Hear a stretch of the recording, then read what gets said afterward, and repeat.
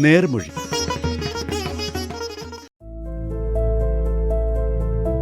നേർമൊഴിയിൽ ഇന്ന് എഴുത്തുകാരനായ MP ലിപിൻ രാജ് തന്റെ അനുഭവങ്ങൾ പങ്കുവയ്ക്കുന്നു. സ്റ്റുഡിയോയിൽ അദ്ദേഹത്തോടൊപ്പം സെവിൽ ജിഹാൻ. എല്ലാ പ്രിയപ്പെട്ടവർക്കും നേർമൊഴിയിലേക്ക് സ്വാഗതം. നേർമൊഴിയിലെ ഇന്നത്തെ നമ്മുടെ അതിഥി എഴുത്തുകാരനായ MP ലിപിൻ രാജ് സാറാണ്. നമസ്കാരം സാർ. നമസ്കാരം. സാറ് ഒരു സിവിൽ സർവന്റ് കൂടിയാണ്. വളരെ തിരക്കേറിയ ഒരു ജോലിയിൽ ഏർപ്പെട്ട വ്യക്തിയാണ്. പക്ഷെ എന്നാൽ എഴുത്തിൽ വളരെ സജീവമാണ്. അതെ. സാറിന്റെ ഈ ഒരു എഴുതാനുള്ളൊരു കഴിവ് ആദ്യമായിട്ട് തിരിച്ചറിയുന്നത് ആരാണ്? അങ്ങനെ നിനക്ക് ഇങ്ങനെ ഒരു കഴിവുണ്ട്, അല്ലെങ്കിൽ നിന്നെ കൊണ്ട് ഇത് പറ്റൂ എന്നൊക്കെ പറഞ്ഞിട്ടുള്ള അങ്ങനെ ഒരു ഓർമ്മ സാറിനുണ്ടോ? ഉണ്ട്. ചെറിയ ക്ലാസ്സുകളിൽ പഠിക്കുമ്പം കണക്കിന് മാർക്ക് വളരെ കുറവായിരുന്നു. ഈ മാർക്ക് കുറയുമ്പം സ്വാഭാവികമായിട്ടും കണക്ക് ടീച്ചറിനെ നമുക്ക് പേടിയാണ്. അപ്പോൾ ക്ലാസ്സിൻ്റെ അവസാന ബെഞ്ചിൽ പോയിരിക്കും. മലയാളം പോലെയുള്ള വിഷയങ്ങൾക്ക് നല്ല മാർക്ക് കിട്ടും. മലയാളം പോലെയുള്ള വിഷയങ്ങൾക്ക് നല്ല മാർക്ക് മേടിച്ചാൽ ടീച്ചർമാർ പൊതുവേ അധികം പരിഗണന കൊടുക്കില്ല. മാത്സിന് അല്ലെങ്കിൽ ഹിന്ദിക്ക്, അതും അല്ലെങ്കിൽ സയൻസിലെ ഏതെങ്കിലും ഒരു ഭാഗത്തിന് നന്നായിട്ട് പഠിച്ചാൽ മാത്രമേ ടീച്ചർമാർ മിടുക്കൻ എന്ന് കരുതി ഒന്നാം ബെഞ്ചിൽ ഇരുത്തത്തുള്ളൂ. ഇത് റൊട്ടേഷനൊക്കെ വരുന്നതിന് മുമ്പുള്ളൊരു കാലമാണ്. അപ്പം അങ്ങനെ ഇരിക്കെ ഞാൻ സ്കൂളിലെ ഒരു മത്സരത്തിന്, കവിതാരചനാ മത്സരത്തിൽ പങ്കെടുത്തു. അപ്പം ഇതിൻ്റെ ഇവാലുവേറ്ററായിട്ട് അന്നത്തെ ഇംഗ്ലീഷ് ടീച്ചറാണ്. അപ്പോൾ ഇംഗ്ലീഷ് ടീച്ചർക്ക് എന്തോ ഒരു അസൗകര്യം ഉണ്ടായിട്ട് ഇംഗ്ലീഷ് ടീച്ചർ ഇത് കണക്ക് ടീച്ചറിനെ ഏൽപ്പിച്ചു. അപ്പോൾ കണക്ക് ടീച്ചറിനെ ഭയന്നും പേടിച്ചു വരുന്ന ഒരു ദിവസം എന്നെ കണക്ക് ടീച്ചർ ടീച്ചേഴ്സ് റൂമിലേക്ക് വിളിപ്പിച്ചു. അപ്പോൾ ടീച്ചർ എന്നെ ഒരു കവിത എടുത്ത് കാണിച്ചിട്ട് ചോദിച്ചു, ഈ കവിത നീയാണോ എഴുതിയത്? ഞാൻ പറഞ്ഞു അതേ ടീച്ചർ. അപ്പോൾ ടീച്ചർ ഇങ്ങനെ വിശ്വാസം വരാതെ എൻ്റെ മുഖത്തേക്ക് നോക്കി. എന്നിട്ട് ചോദിച്ചു, നീ കവിത എഴുതുമോ? ഞാൻ പറഞ്ഞു ടീച്ചർ, ഞാൻ ശ്രമിച്ചു നോക്കിയതാണ്. അപ്പോൾ ഈ കവിതയ്ക്കാണ് ഇത്തവണ 1ാം സ്ഥാനം കിട്ടിയത്. അപ്പം ഞാനന്ന് UP സ്കൂളിൽ പഠിക്കും. നീ ഹൈസ്കൂളിലേക്കുള്ള മത്സരങ്ങളിൽ പങ്കെടുത്തു തുടങ്ങണം. അപ്പോൾ ഇവിടെ സ്കൂളിൽ അന്ന് വിദ്യാരംഗം കലാസാഹിത്യ വേദി എന്ന് പറഞ്ഞ് സംസ്ഥാന സർക്കാർ വിദ്യാഭ്യാസ വകുപ്പ് തുടങ്ങിയ ഒരു ചെറിയ കുട്ടികളുടെ ഒരു ഈ സാഹിത്യ മേഖലകളിലുള്ള വാസനയുള്ള കുട്ടികളെ വളർത്താൻ വേണ്ടിയിട്ടുള്ള ഒരു ചെറിയ ഗ്രൂപ്പാണ്. അപ്പോൾ അതിലെ മത്സരങ്ങളിൽ പങ്കെടുത്ത് അതിനുശേഷം ഈ ടീച്ചർ തന്നെ എന്നെ ജില്ലാതല മത്സരത്തിലേക്ക് വിട്ടു. അപ്പോൾ എനിക്ക് യാതൊരു പ്രതീക്ഷയില്ല. ജില്ലാതലത്തിൽ എനിക്ക് 1ാം സ്ഥാനം കിട്ടിയപ്പോഴാണ് എനിക്ക് ഈ സാഹിത്യ വാസന ഉണ്ട് എന്ന് തിരിച്ചറിഞ്ഞത്. എനിക്കിപ്പോഴും ഓർമ്മയുണ്ട്, ആ ടീച്ചർ അന്ന് എൻ്റെ ജില്ല പത്തനംതിട്ടയാണ്. പത്തനംതിട്ടയിൽ ഒരു പുസ്തകോത്സവം നടക്കുകയാണ്. അവിടെ നിന്ന് ONV കുറുപ്പിൻ്റെ ഭൂമിക്കൊരു ചരമഗീതം എന്ന കവിതാ പുസ്തകം വാങ്ങിയിട്ട് ആ ടീച്ചർ തിരികെ വന്ന് എനിക്ക് സമ്മാനമായിട്ട് തന്നു. അപ്പോൾ ഒരു കണക്ക് ടീച്ചർ എങ്ങനെയാണ് ഇത്രയധികം സാഹിത്യവാസന ഉണ്ടാകുന്നതെന്ന് ഞാൻ അത്ഭുതപ്പെട്ടു പോയിട്ടുണ്ട്. പിന്നെ ഞാൻ കഥ എഴുതി തുടങ്ങി. ബാലമാസികകൾക്ക് അയച്ചു കൊടുത്തു. ബാലമാസികകളെല്ലാം എനിക്ക് എല്ലാ കവിതകളും കഥകളും എല്ലാം തിരിച്ചയച്ചിട്ടുണ്ട്. ഞാൻ ഓരോ തവണയും കഥയും കവിതയും അയക്കുമ്പം തിരിച്ചയക്കാനുള്ള കവർ കൂടെ ചേർത്ത് അയക്കും.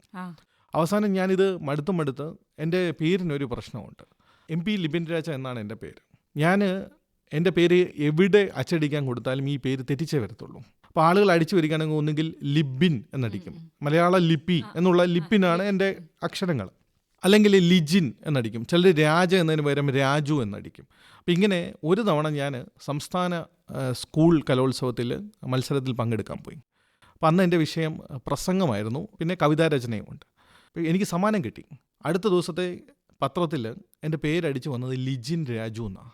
ഞാൻ തിരികെ വന്ന് സ്കൂളിൽ വന്നിട്ട് എനിക്ക് 1ാം സ്ഥാനം കിട്ടി എന്ന് പറഞ്ഞിട്ട് ഒരാൾ പോലും വിശ്വസിച്ചില്ല. പിന്നീട് മാസങ്ങൾ കഴിഞ്ഞ് വിദ്യാഭ്യാസ വകുപ്പ് നമുക്ക് സർട്ടിഫിക്കറ്റ് അയച്ചു തരും. അപ്പോഴാണ് എൻ്റെ സ്കൂളിൽ മനസ്സിലാവുന്നത് എനിക്കാണ് 1ാം സ്ഥാനം കിട്ടിയതെന്ന്. അപ്പോൾ സ്കൂളിലെ മത്സരങ്ങൾ കഴിഞ്ഞ് പിന്നീട് +2 പഠിക്കുമ്പം എനിക്ക് കഥയ്ക്ക് 1ാം സ്ഥാനം കിട്ടി. കഥയ്ക്ക് 1ാം സ്ഥാനം കിട്ടിയപ്പോൾ ആളുകൾ പതുക്കെ ശ്രദ്ധിക്കാൻ തുടങ്ങി. മലയാളത്തിന് എനിക്ക് +2 പഠിക്കുമ്പം 100ൽ 100 മാർക്കുണ്ട്. അത് വളരെ അപൂർവമായിരുന്നു. ആ വർഷം പ്രൊഫസർ ജോസഫ് മുണ്ടശ്ശേരിയുടെ പേരിലുള്ള ഒരു അവാർഡ് കിട്ടി. അപ്പം അങ്ങനെയാണ് ഈ പത്രങ്ങളിലൂടെയൊക്കെ ആളുകൾ അറിയുന്നത്. പക്ഷേ എൻ്റെ പേരടിച്ചു വന്നത് തെറ്റായിട്ടാണ്. അപ്പോഴും ലിജിൻ രാജു എന്നാണ് പേരടിച്ചു വന്നത്. അതിനുശേഷം കോളേജിൽ വന്നപ്പോഴാണ് എനിക്ക് അങ്കണം ചെറുകഥാ പുരസ്കാരം കിട്ടി. അതിനുശേഷം കേരള യൂണിവേഴ്സിറ്റിയുടെ 6, 7, 8 3 വർഷങ്ങളിൽ തുടർച്ചയായിട്ട് എനിക്ക് ചെറുകഥയ്ക്ക് യൂത്ത് ഫെസ്റ്റിവലിന് 1ാം സ്ഥാനം കിട്ടി. അപ്പം അതിനുശേഷമാണ് പതുക്കെ ഞാൻ എഴുത്തിലേക്ക്, ദേശാഭിമാനി ആഴ്ചപ്പതിപ്പിലാണ് ആദ്യമായിട്ട് കവിത അച്ചടിച്ച് വരുന്നത്. അതിനുശേഷം വരുന്നത് മാധ്യമത്തിലാണ്. then മാതൃഭൂമി ബാലപംക്തിയിൽ വന്നു. അപ്പോഴാണ് എനിക്കൊരു ആത്മവിശ്വാസം വന്നത്, എനിക്ക് എഴുതാൻ കഴിയുമെന്നുള്ളത്. നമുക്ക് ആക്ച്വലി മലയാളത്തിൽ ഇത്രയും നല്ല രീതിയിൽ എഴുതി വരണമെങ്കിൽ, ഇപ്പോൾ കവിത ആണെങ്കിലും കഥയാണെങ്കിലൊക്കെ വാക്കുകൾ കുറേ ഒരു എന്താ പറയുക, നല്ല വായന അനിവാര്യമാണല്ലോ. പിന്നെ ഈ പറഞ്ഞ വാക്കുകൾ കിട്ടണമെങ്കിൽ കറക്റ്റ് അർത്ഥങ്ങൾ, ഇപ്പം ഒരു കവിത എഴുതുകയാണെങ്കിൽ തന്നെ ആ വരികൾ കറക്റ്റായിട്ട് എഴുതണമെങ്കിലൊക്കെ അതൊക്കെ എങ്ങനെയാണ് ആ ഒരു കഴിവ് അത്രത്തോളം വളർത്തിയെടുക്കാൻ സാധിച്ചത്? ഞാൻ സ്കൂളിൽ പഠിക്കുന്ന കാലത്ത് അവിടെ ഒരു നല്ല ലൈബ്രറി ഇല്ല. ഒരു സർക്കാർ സ്കൂളിലാണ് ഞാൻ പഠിച്ചത്. എൻ്റെ നാട്ടിൻ പുറത്ത് ഒരു പേരിനൊരു ലൈബ്രറി ഉണ്ട്. പക്ഷെ അവിടെ കിട്ടുന്നത് മുഴുവൻ ഡിറ്റക്റ്റീവ് നോവലുകൾ, അല്ലെങ്കിൽ വനിത, ഗ്രഹലക്ഷ്മി, മംഗളം അല്ലെങ്കിൽ മനോരമ ആഴ്ചപ്പതിപ്പ്, അന്ന് ഈ ജനപ്രിയ നോവലുകളൊക്കെ അടിച്ചു വരുന്നത് അത്തരം ആഴ്ചപ്പതിപ്പുകളിലാണ്. അപ്പോൾ അതുകൊണ്ട് തന്നെ ഞാൻ ഈ പ്രസിദ്ധീകരണങ്ങളാണ് ആദ്യം വായിച്ചു തുടങ്ങിയത്. ആദ്യം ഞാൻ വായിക്കുന്നത് മംഗളം ആഴ്ചപ്പതിപ്പാണ്. അപ്പോൾ ആളുകൾ അതിനെ പൈങ്കിളി എന്ന് അധിക്ഷേപിക്കാറുണ്ട്. പക്ഷേ നല്ല മനോഹരമായ വാക്കുകൾ ഉപയോഗിച്ചുകൊണ്ടുള്ള, ഉദാഹരണത്തിന് ജോസി വാഗമറ്റം, ജോയ്സി, CV നിർമ്മല, സുധാകർ മംഗളോദയം, ഇങ്ങനെയുള്ള ആളുകളൊക്കെ എഴുതുന്ന നോവലുകളാണ് ഞാൻ ആദ്യകാലത്ത് വായിച്ചിട്ടുള്ളത്. അന്ന് ഈ എന്ത് വായിക്കണം, എങ്ങനെ വായിക്കണം, അല്ലെങ്കിൽ എന്താണ് സാഹിത്യ വായന എന്ന്, ഗൗരവമുള്ള വായന എന്നൊന്നും ആരും പറഞ്ഞു തരാൻ നാട്ടിൻപുറത്ത് ആരുമില്ല. അപ്പോൾ സ്വാഭാവികമായിട്ടും കിട്ടുന്നു വായിക്കുന്നു. തന്നെ എനിക്കിപ്പോഴും ഓർമ്മയുണ്ട്, ഞാൻ 7ലോ 8ലോ പഠിക്കുമ്പം ബാലരമയല്ല വായിച്ചിട്ടുള്ളത്. അതിന് പകരം ഈ ലൈബ്രറിയിൽ നിന്നുള്ള മംഗള ആഴ്ചപ്പതിപ്പും മനോരമ ആഴ്ചപ്പതിപ്പുമാണ് വായിച്ചിട്ടുള്ളത്. അപ്പോൾ ഇത് വായിച്ചിട്ട് ഒരു വെക്കേഷൻ കഴിഞ്ഞ് ഞാൻ സ്കൂളിലെത്തി. അപ്പോൾ ഞങ്ങളുടെ മലയാളം അധ്യാപകൻ ഞങ്ങളെ എല്ലാവരെയും എന്തൊക്കെ വായിച്ചു എന്നറിയാൻ വേണ്ടി എഴുന്നേൽപ്പിച്ച് നിർത്തി. അപ്പോൾ ഞാൻ എഴുന്നേറ്റിട്ട് പറഞ്ഞു, ഞാൻ വായിച്ചത് സതീഷ് കച്ചേരിക്കടവ് എന്ന് പറഞ്ഞ ഒരു നോവലിസ്റ്റിൻ്റെ ഒരു നോവലാണ് എന്ന് പറഞ്ഞു. അപ്പോൾ എന്നോട് സാറ് പറഞ്ഞു, ഇതല്ല വായിക്കേണ്ടത്. യഥാർത്ഥത്തിൽ എൻ്റെ ഭാഷാശുദ്ധി അല്ലെങ്കിൽ ഈ ഇത്തരത്തിലുള്ള വാക്കുകളുടെ ഒരു സഞ്ചയം വന്നതിനുള്ള ഒരു പ്രധാനപ്പെട്ട കാരണം ഇത്തരത്തിലുള്ള ആഴ്ചപ്പതിപ്പുകൾ വായിച്ചുകൊണ്ട് തന്നെയാണ്. നമ്മളതിനെ എത്രത്തോളം പൈങ്കിളി നോവലുകളെന്നോ ഗൗരവ വായനയ്ക്ക് പറ്റാത്തതെന്നോ, ഇപ്പോൾ പുതിയ കാലത്ത് ജെൻസി ജനറേഷൻ മുഴുവൻ വായിക്കുന്നത് അത്തരത്തിലുള്ള നോവലുകളാണ്. അവർക്ക് ഗൗരവമുള്ള വായന വേണ്ട. അപ്പോൾ സ്വാഭാവികമായിട്ടും അന്ന് അധ്യാപകൻ എന്നെ എഴുന്നേൽപ്പിച്ചിട്ട് പറഞ്ഞു, നീ ഇതല്ല വായിക്കേണ്ടത് എന്ന് പറഞ്ഞിട്ട് എന്നെ അദ്ദേഹം സ്കൂളിലെ ലൈബ്രറിയിൽ കൊണ്ടുപോയി. അപ്പോഴാണ് എനിക്ക് മനസ്സിലാവുന്നത്, ഞങ്ങൾ കുട്ടികൾക്കൊരു ലൈബ്രറിയും വേറെ ഒരു ലൈബ്രറിയുണ്ട്, ഞങ്ങൾക്ക് പ്രവേശനമില്ലാത്ത ഒരു ലൈബ്രറിയും കൂടിയുണ്ട്. അത് അധ്യാപകർക്ക് മാത്രം വായിക്കാവുന്ന അവർക്കുള്ള പഠന സഹായികൾ കൊണ്ടുള്ള പുസ്തകങ്ങളാണ്. അവിടെ നിന്ന് അധ്യാപകൻ എനിക്ക് ഗളിവറുടെ യാത്രകൾ എന്ന് പറയുന്ന ഒരു പുസ്തകം തന്നു, റോബിൻസൺ ക്രൂസോ എന്ന് പറയുന്നൊരു പുസ്തകം തന്നു. എന്നിട്ട് എന്നോട് പറഞ്ഞു, നീ ഇതൊരു 2 ആഴ്ച സമയം എടുത്തിട്ട് വായിച്ചിട്ട് തിരികെ കൊണ്ടുവരാൻ പറഞ്ഞു. അതിനെക്കുറിച്ച് റിവ്യൂ എഴുതാൻ പറഞ്ഞു. ഞാൻ 2 ദിവസം കൊണ്ട് ഈ നോവൽ മുഴുവൻ രണ്ടും വായിച്ചു. എന്നിട്ട് റിവ്യൂ എഴുതി സാറിൻ്റെ കൈ കൊണ്ട് കൊടുത്തു. അപ്പോൾ സാറിനോട് പറഞ്ഞു, നിനക്ക് ഞാൻ വേറൊരു പുസ്തകം തരാം, അത് വായിക്കാൻ പറഞ്ഞു. അങ്ങനെയാണ് MTയുടെ 4 കെട്ട് ആദ്യമായിട്ട് അദ്ദേഹമാണ് കയ്യിൽ തരുന്നത്. എനിക്ക് 4 കെട്ട് ആദ്യം വായിച്ചപ്പോൾ എനിക്കിത് മനസ്സിലായില്ല. അപ്പം ഞാൻ അദ്ദേഹത്തിൻ്റെ അടുക്ക് പോയിട്ട് പറഞ്ഞു, സാർ എനിക്ക് ഇത് ശരിയാവില്ല, റോബിൻസൺ ക്രൂസോയും ഗളിവറുടെ യാത്രകളും അത് കുട്ടികൾക്ക് പറ്റിയ പുസ്തകമാണ്, എനിക്ക് അത്തരത്തിലുള്ള പുസ്തകം തന്നാൽ മതി എന്ന് പറഞ്ഞു. അപ്പോൾ അദ്ദേഹം പറഞ്ഞു, നിനക്ക് ഞാൻ വേറൊരു പുസ്തകം തരാം, നീ അതൊന്ന് വായിച്ചു നോക്കാം. അങ്ങനെ അദ്ദേഹം വൈക്കം മുഹമ്മദ് ബഷീറിൻ്റെ ബാല്യകാല സഖി എന്ന് പറഞ്ഞ നോവൽ തന്നു. ഞാനിത് ഒറ്റ ഇരിപ്പിൻ്റെ ഇത് വായിച്ചു. ഞാൻ നെക്സ്റ്റ് ഡേ അദ്ദേഹത്തിനടുക്ക് പോയിട്ട് ഞാൻ പറഞ്ഞു, സാർ ഇത് ഭയങ്കര ഒരു നോവലാണ്, സുഹറയുടെയും മജീദിൻ്റെയൊക്കെ ജീവിതം ഓർത്തിട്ട് ഭയങ്കര വിഷമം വരുന്നു. കാരണം അവസാനം കാല് നഷ്ടപ്പെട്ട ഭാഗമൊക്കെ വായിക്കുമ്പോൾ നമുക്ക് സങ്കടം പിടിച്ചു വെക്കാൻ പറ്റുന്നില്ല. അപ്പോൾ അദ്ദേഹം എന്നോട് പറഞ്ഞു, ഇദ്ദേഹത്തിൻ്റെ ഈ നോവൽ മാത്രമേ ഇത്ര വിഷമമുള്ള നോവലുള്ളൂ, ബാക്കിയുള്ളതെല്ലാം ചിരിക്കുന്ന നോവലുകളാണ്, അത് നീ വായിക്കുന്നുണ്ടോ എന്ന് ചോദിച്ചു. അപ്പോൾ ഞാൻ പറഞ്ഞു ശരിയെന്ന് പറഞ്ഞിട്ട് അദ്ദേഹം എനിക്ക് എൻ്റെ ഉപ്പാപ്പയ്ക്ക് ഒരു ആനയുണ്ടായിരുന്നു ഈ നോവൽ തന്നു. അടുത്ത ആഴ്ച അത് വായിച്ചിട്ട് തിരിച്ചിട്ട് ഞാൻ പറഞ്ഞു, ഇദ്ദേഹമാണ് ബാല്യകാല സഖി എഴുതിയതെന്ന് എനിക്ക് വിശ്വസിക്കാൻ പറ്റുന്നില്ല. കാരണം രണ്ടിലും 2 വ്യത്യസ്തമായ ഭാഷ, മറ്റേതിലുള്ള ഒരു ഗൗരവമായ വായന അല്ല ഇതിൽ അദ്ദേഹം ഉപയോഗിച്ചിരിക്കുന്നത്. അപ്പോൾ എന്നോട് പറഞ്ഞു, ഈ വൈക്കം മുഹമ്മദ് ബഷീറും നിനക്ക് ഞാൻ മുമ്പ് വായിക്കാൻ തന്ന 4 കെട്ട് എന്ന് പറയുന്ന നോവലും ഒക്കെ ഒരേ കാലഘട്ടത്തിലുള്ള ആളുകൾ എഴുതിയ പുസ്തകങ്ങളാണ്.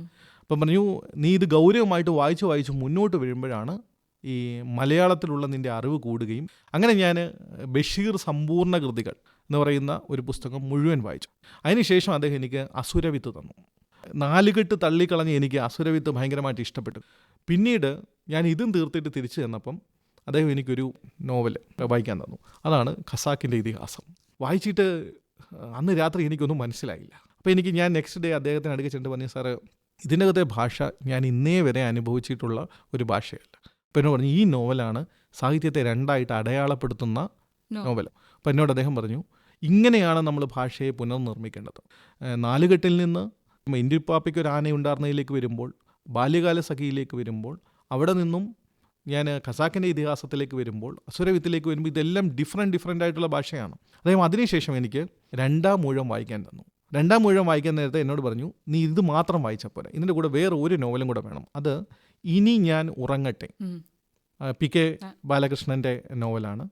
അത് കർണൻ്റെ ജീവിതത്തെ ആസ്പദമാക്കിയിട്ടുള്ള നോവലാണ്. ഇതും കൂടി ചേർത്ത് വായിക്കാൻ പറഞ്ഞു. അപ്പോൾ ഇത് ഞാൻ ആദ്യം 2ാം ഊഴം വായിച്ചപ്പം എനിക്കത്ര മനസ്സിലായില്ല. കാരണം ഇതിനകത്തെ ഒരു പുരാണ ഇതിഹാസങ്ങളുടെ പശ്ചാത്തലമൊക്കെ ഉള്ളത് വായിച്ചപ്പോൾ എനിക്ക് അത്ര കിട്ടിയില്ല. അപ്പം ഞാൻ ഇത് മാറ്റി വെച്ചിട്ട് ഇനി ഞാൻ ഉറങ്ങട്ടെ വായിച്ചു തുടങ്ങി. ഇനി ഞാൻ ഉറങ്ങട്ടെ വായിച്ചപ്പം കർണൻ എന്ന് പറഞ്ഞ ഒറ്റ ക്യാരക്ടറാണ്, അത് പെട്ടെന്ന് ഉള്ളിലേക്ക് കയറി. അപ്പോൾ എനിക്കിത് ഈ രണ്ടാം ഊഴത്തിൽ എന്താണോ നഷ്ടപ്പെട്ടത് അത് ഇനി ഞാൻ ഉറങ്ങട്ടെ കിട്ടി. അതിനുശേഷം ഞാൻ രണ്ടാം ഊഴം വായിച്ചപ്പോഴാണ് കുറച്ചുകൂടെ ഗൗരവമായ വായന സാഹിത്യത്തിൽ എങ്ങനെയാണ് നടത്തേണ്ടതെന്ന് മനസ്സിലായത്. ഇന്നും ഞാൻ വിശ്വസിക്കുന്നത് ഒരു വായനക്കാരനാവട്ടെ, എഴുത്തുകാരനാവട്ടെ, അധ്യാപകരാവട്ടെ, അല്ലെങ്കിൽ സാധാരണ വിദ്യാർത്ഥികളാവട്ടെ, ഇങ്ങനെ പലതരത്തിലുള്ള നമ്മുടെ ഭാഷ എത്രത്തോളം വിപുലമാണ് എന്ന് മനസ്സിലാക്കാതെ നമ്മളൊരു അറ്റം മാത്രം വായിച്ച് തിരിഞ്ഞു നടക്കുന്ന ആളുകളാണ് കൂടുതലും. ഇങ്ങനെ വ്യത്യസ്തമായ ഗ്രേഡുകളിൽ ഭാഷയെ കൊണ്ടുപോകാൻ കഴിയുന്നത് ഒരു മഹത്തരമായ കാര്യമാണ്. അതുകൊണ്ടാണ് ഞാനൊരു എഴുത്തുകാരനാവാൻ തീരുമാനിച്ചത്. എനിക്ക് വായനക്കാരെ അവരെ സ്വാധീനിക്കുന്നതിനേക്കാൾ ഉപരി ഭാഷയെ ഒരു ചുവട് നമുക്ക് മുന്നോട്ട് നടത്താൻ കഴിഞ്ഞാൽ, ഒരു പുസ്തകം എഴുതിയാൽ അതാണ് സാർത്ഥകമായ കാര്യമെന്നാണ് ഞാൻ വിശ്വസിക്കുന്നത്. നമ്മളിപ്പോൾ വാക്ക് അല്ലെങ്കിൽ പദസമ്പത്തുണ്ടായത് അതിനെക്കുറിച്ചാണ് ഇപ്പോൾ പറഞ്ഞത്. അത് കഴിഞ്ഞിട്ട് പിന്നെ നമ്മൾ കോളേജ് ലെവലിൽ കോമ്പറ്റീഷൻസിൽ പങ്കെടുത്ത കാര്യങ്ങൾ പറഞ്ഞു.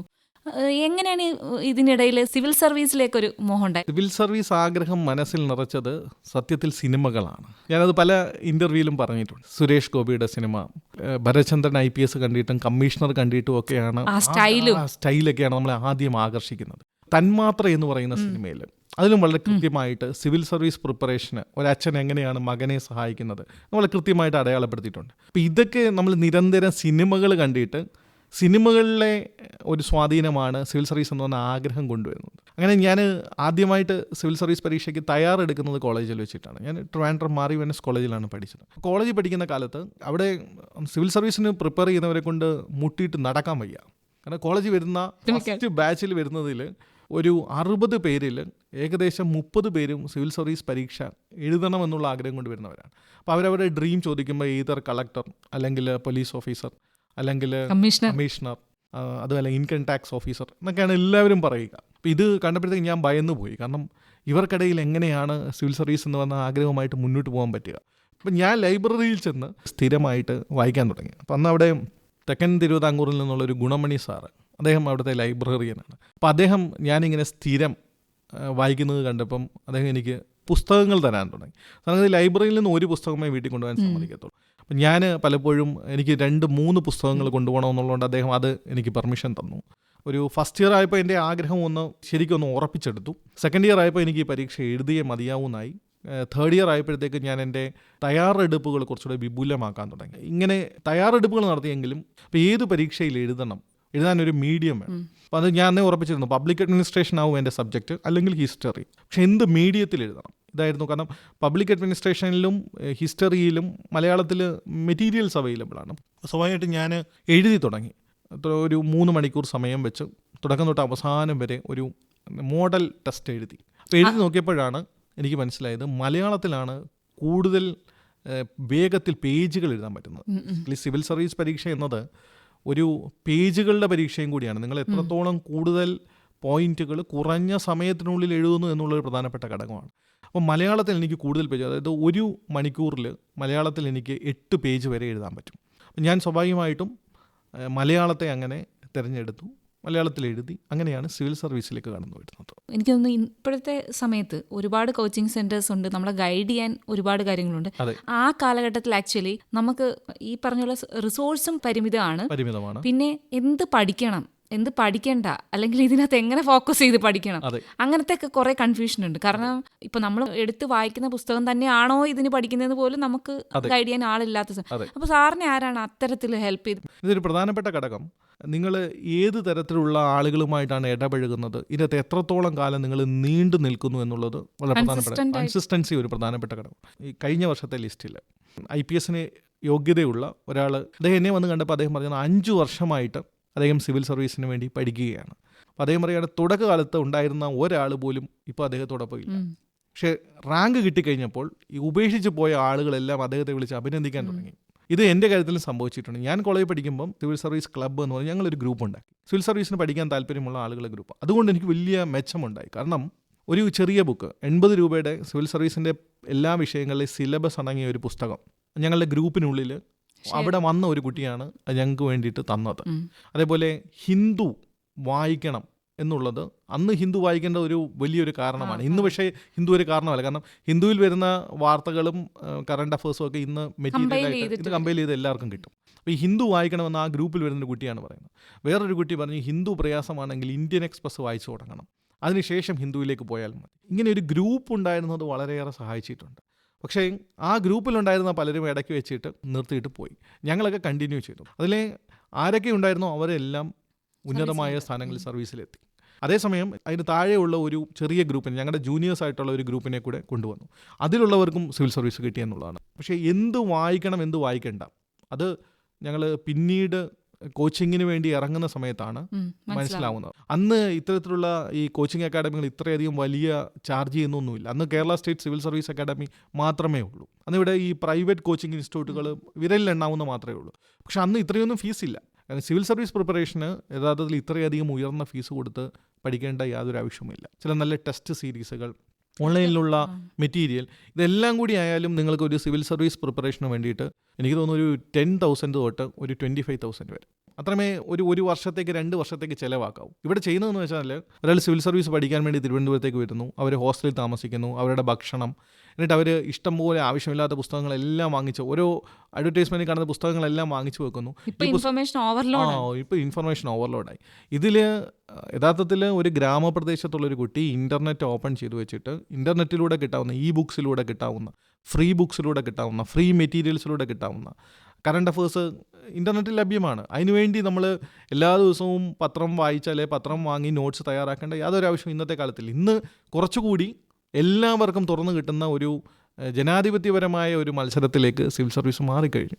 അന്ന് ഒരു ടെസ്റ്റ് സീരീസ് എഴുതണമെങ്കിൽ ഞാൻ ഇപ്പോഴും ഓർക്കുന്നു, ഞാൻ പ്രിലിമിനറിക്ക് മുമ്പായിട്ട് ടെസ്റ്റ് സീരീസ് എഴുതാൻ ചെന്നൈയിൽ പോയിരുന്നു. ഇന്ന് ചെന്നൈയിൽ പോകണ്ട, ഇന്ന് തിരുവനന്തപുരത്ത് ടെസ്റ്റ് സീരീസ് അവൈലബിൾ ആണ്. അത് 200 രൂപയ്ക്ക് ഒരു ടെസ്റ്റ് സീരീസ് എഴുതിയാൽ നിങ്ങൾക്ക് അറിയാൻ പറ്റും നിങ്ങൾക്ക് എത്ര മാർക്ക് കിട്ടുമെന്നുള്ളത്. സോ ഇൻഫർമേഷൻ ഓവർലോഡിന് ഉള്ളിൽ കുരുങ്ങിക്കിടക്കാതെ ആവശ്യമുള്ളത് മാത്രം എങ്ങനെ തിരഞ്ഞെടുക്കും എന്നുള്ളതാണ് ഇന്നത്തെ ഏറ്റവും വലിയ വെല്ലുവിളി. അതും ഈ പുസ്തകങ്ങൾ വാങ്ങി വെക്കുന്ന പുസ്തകങ്ങളുടെ ഒരു 20% പോലും മിക്കവരും കവർ ചെയ്യുന്നില്ല എന്നുള്ളതാണ് ദുഃഖകരമായ കാര്യം. ഒരു പുസ്തകം തുടങ്ങുമ്പോഴേക്കും അവർക്ക് വേറെ ഏതെങ്കിലും അക്കാഡമിയുടെ നോട്ട് കിട്ടും. അപ്പോൾ എന്നാൽ പിന്നെ ആ നോട്ട് പഠിക്കാമെന്ന് കരുതി അതിൻ്റെ പുറകെ പോകും. യഥാർത്ഥത്തിൽ ഈ കൺസിസ്റ്റൻസി ഇതിൽ നിലനിൽക്കുക എന്നുള്ളത് വളരെ പ്രധാനപ്പെട്ട ഒരു കാര്യമാണ്. അതോടൊപ്പം തന്നെ ഒരു ജോലിയും എടുക്കാതെ സിവിൽ സർവീസ് കോച്ചിങ് എന്ന് പറഞ്ഞ് മാത്രം ഫോക്കസ് ചെയ്യുന്ന ആളുകളുണ്ട്. ഞാൻ ഡിഗ്രി കഴിഞ്ഞ ഉടനെ എനിക്ക് ബാങ്കിൽ ജോലി കിട്ടി. ബാങ്കിൽ ഇരുന്നു കൊണ്ട് തന്നെ ഞാൻ ഓഫീസർ പോസ്റ്റുകൾ എഴുതി, അവിടെ നിന്നുകൊണ്ട് റിസർവ് ബാങ്ക് എഴുതി, അവിടെ നിന്നുകൊണ്ട് നബാർഡ് എഴുതി. അപ്പോൾ ഇതിലെല്ലാം ക്ലിയർ ആയതിനിടയ്ക്ക് ഞാൻ മലയാളത്തിൽ നെറ്റും JRF ക്ലിയർ ചെയ്തു. അത് കഴിഞ്ഞിട്ട് ഞാൻ ലെക്ചർഷിപ്പിന് അപ്ലൈ ചെയ്തു. PSC വഴിയുള്ള മലയാളം ലെക്ചർഷിപ്പിൻ്റെ ലിസ്റ്റിലുണ്ടായിരുന്നു. അപ്പോൾ ഇങ്ങനെ പല എക്സാമുകൾ എഴുതി അതിൽ നിന്ന് കിട്ടുന്ന ഒരു ജോലി എടുത്തുകൊണ്ട് ജോലിയോടൊപ്പം പഠിച്ചു തുടങ്ങിയത്.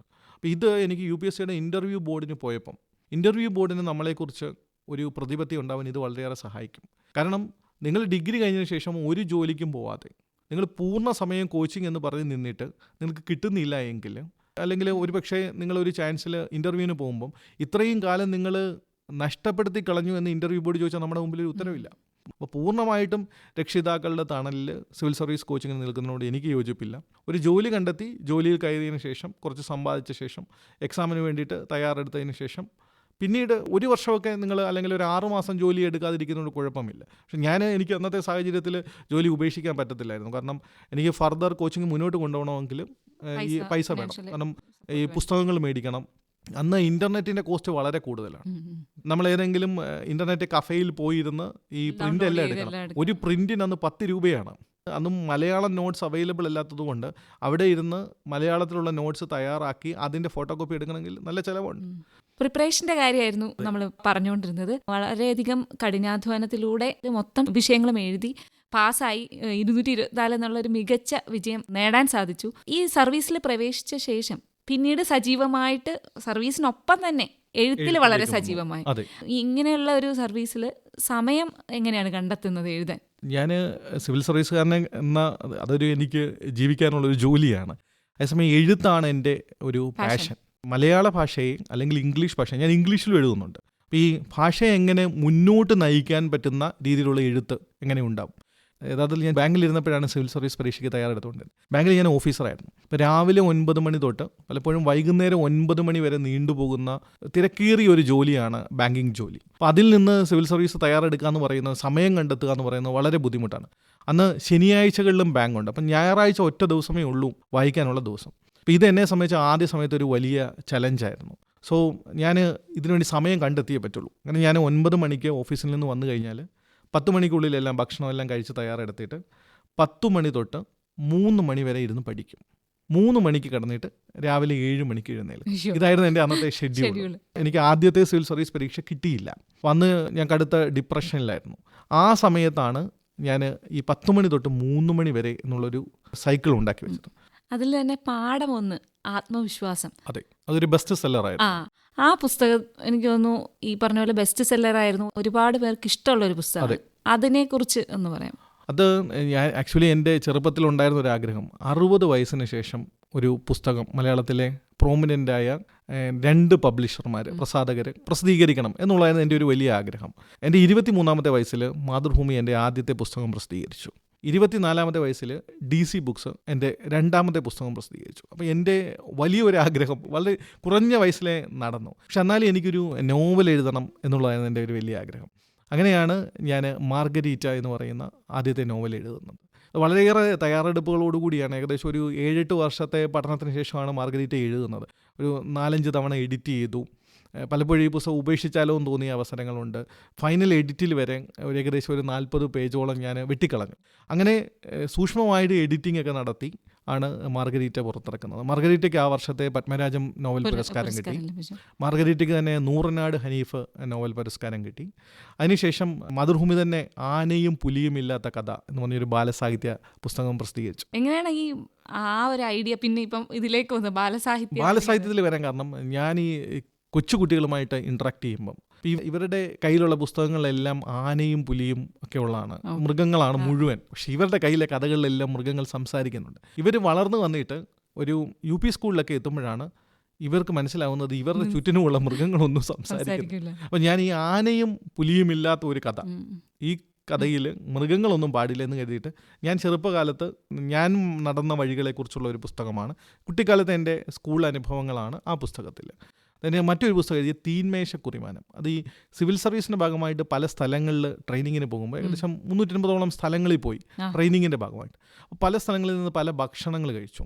അത് രാഷ്ട്രപതി ഭവനിൽ നിന്ന് കഴിച്ച ഭക്ഷണം തൊട്ട് ഡിണ്ടിഗൽ ബിരിയാണി തൊട്ട് ഇവിടെ നിന്ന് രാജസ്ഥാനിൽ നിന്ന് കഴിച്ച ഭക്ഷണം തൊട്ട് നോർത്ത് ഈസ്റ്റ് വടക്ക് കിഴക്കൻ ഇന്ത്യയിൽ നിന്ന് കഴിച്ച ഭക്ഷണങ്ങൾ വരെയുണ്ട്. അപ്പോൾ ഇതെല്ലാം ഓരോ വിഭവങ്ങളുമായിട്ട് ചേർത്ത് അതൊരു പാചക പുസ്തകമല്ല, മറിച്ച് ഓരോ ഭക്ഷണവും രൂപപ്പെട്ട് വന്നതിന് പിന്നിലുള്ള കഥകൾ. ഉദാഹരണത്തിന് ലക്നൗ കബാബ്, ആ കബാബ് രൂപപ്പെട്ടതിന് പിന്നിലുള്ള കഥ എന്ന് പറഞ്ഞാൽ അന്നത്തെ രാജാവിന് പല്ലുകളുടെ എണ്ണം കുറഞ്ഞപ്പോൾ അദ്ദേഹത്തിന് കബാബ് ചവയ്ക്കാൻ പറ്റുന്നില്ല. അപ്പം അദ്ദേഹത്തിന് വേണ്ടിയിട്ടാണ് ഈ സോഫ്റ്റ് ആയിട്ടുള്ള മൃദുവായിട്ടുള്ള ഈ കബാബ് രൂപപ്പെട്ടത്. ഇപ്പം ഗാങ്ടോക്കിൽ പോവുകയാണെങ്കിൽ അവിടെ ഒരു പുസ്തകശാലയുണ്ട്. അവിടെ പോയി പുസ്തകം വായിക്കുമ്പം അതിനോട് ചേർന്നൊരു കോഫി ഷോപ്പും ഉണ്ട്. അപ്പോൾ പുസ്തകം വായിക്കുന്നവരുടെ എണ്ണമാണ് അവിടുത്തെ കോഫികളുടെ എണ്ണം നിശ്ചയിക്കുന്നത്.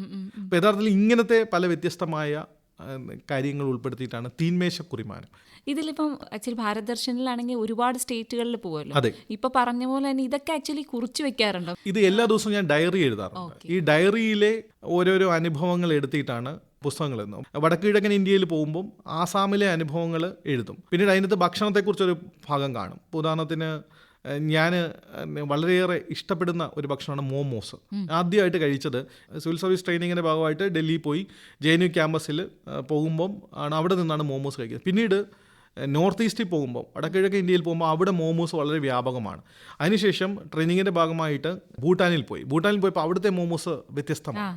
അവിടെ നിന്ന് നേരെ തിരിച്ച് മുംബൈയിൽ വരുമ്പോൾ അവിടെ കിട്ടുന്ന വടാപ്പാവും ഇറാനി ചായയും വ്യത്യസ്തമാണ്. അപ്പോൾ ഇങ്ങനെ ഓരോന്നും നമ്മളുടെ ഡയറിയിൽ എഴുതുന്നതിനെ ബേസ് ചെയ്ത് ഇതിനകത്ത് ഭക്ഷണത്തെക്കുറിച്ച് എവിടെയാണോ പരാമർശിക്കുന്നത് അതിൽ നിന്ന് ചേർത്ത് കണക്ട് ചെയ്തിട്ട് ഞങ്ങളുടെ ട്രെയിനിങ്ങിലെ അംഗങ്ങളെ വെച്ചിട്ട് ഒരു ഫിക്ഷൻ പോലെയാണ് എഴുതിയിരിക്കുന്നത്.